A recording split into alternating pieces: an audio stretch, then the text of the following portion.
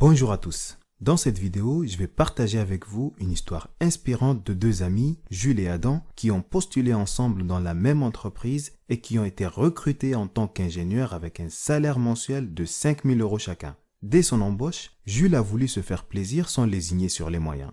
Estimant qu'il a eu beaucoup de chance d'avoir trouvé ce poste, il commença par acheter une grande maison à crédit avec un remboursement mensuel de 2 500 €. Ensuite, Jules s'engagea en louant avec option d'achat une voiture de luxe pour 1 000 € par mois. Jules dépensait sans compter. Ainsi, ses factures et charges personnelles s'élevaient à 1 500 € par mois. Il passait son temps à manger dans des restaurants gastronomiques et bizarrement avec le temps, il s'est fait beaucoup de nouveaux amis.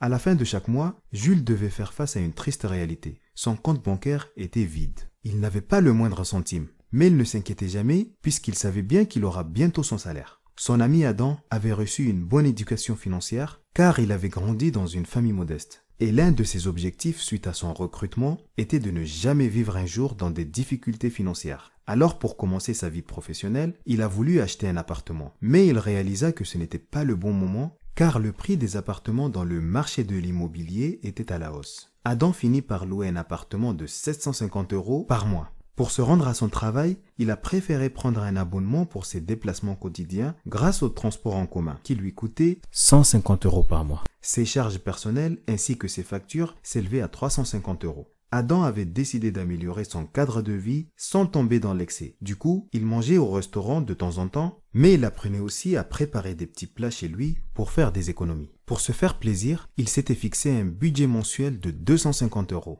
De cette façon, Adam avait la possibilité d'économiser 3 500 € par mois. Avec les années, Jules remarqua le style de vie de son ami et il n'arrêtait pas de se moquer de lui. Et il le surnommait la pince. Il ne ratait pas une occasion pour le taquiner en lui disant de profiter un petit peu de sa vie et en le conseillant de le prendre pour exemple. Adam était attristé car lui aussi rêvait d'avoir une grande maison et une belle voiture pour exposer sa réussite sociale. Mais grâce à sa patience, Adam s'est mis à investir ses économies dans différents projets et il commença par ouvrir une petite épicerie dans son quartier et embauche une personne pour s'en occuper. Ainsi, après la déduction des frais et charges, cet investissement lui rapportait en moyenne un bénéfice net de 2 500 €. Et malgré tout, il n'a pas augmenté ses propres dépenses de façon significative, mais il décide de réinvestir ses nouveaux revenus. Et quelques temps plus tard, il ouvre un restaurant qui lui rapportait 1 500 € de bénéfices. Ensuite, avec ses gains, il demanda un prêt à sa banque pour investir dans l'immobilier et cela lui a permis d'acheter des bureaux qu'il a mis en location sous forme d'espace de travail partagé. Ce nouvel investissement lui procurait un bénéfice net de 2 000 € après le règlement de ses impôts et de son crédit.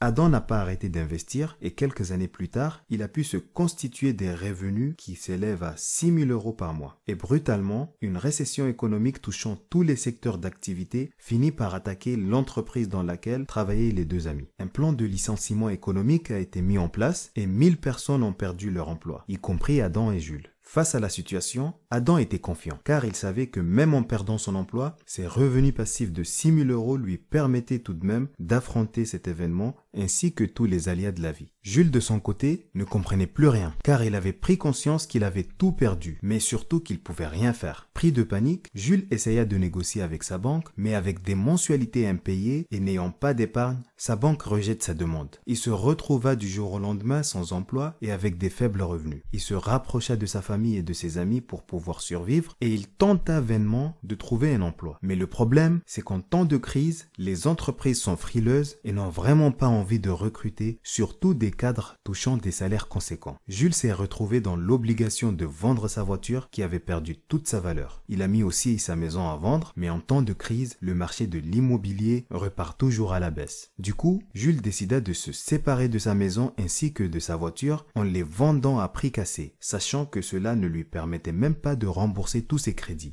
Il n'en revenait pas du fait que malgré toutes les mensualités qu'il avait payées, il allait quand même perdre ses biens. Adam, ayant pris connaissance de la situation de son ami, décida de lui venir en aide en achetant sa maison et sa voiture, mais lui proposa aussi de le recruter pour gérer ses affaires pour un salaire mensuel de 3 000 €. Jules n'en revenait pas. Il était enfin soulagé de voir la fin de son calvaire, mais surtout hâte de tourner la page. Ainsi, en acceptant ce nouveau poste, Jules a depuis refait sa vie en apprenant de ses erreurs. Donc la morale de l'histoire, c'est que vous avez la possibilité de préparer votre avenir, mais si vous ne faites rien, vous serez seul à assumer les conséquences. Merci d'avoir regardé cette vidéo. Dites-moi ce que vous en pensez dans les commentaires. N'hésitez pas à mettre un pouce bleu, à partager et à vous abonner à ma chaîne YouTube. Et surtout, n'oubliez jamais que vous pouvez devenir une meilleure version de vous-même.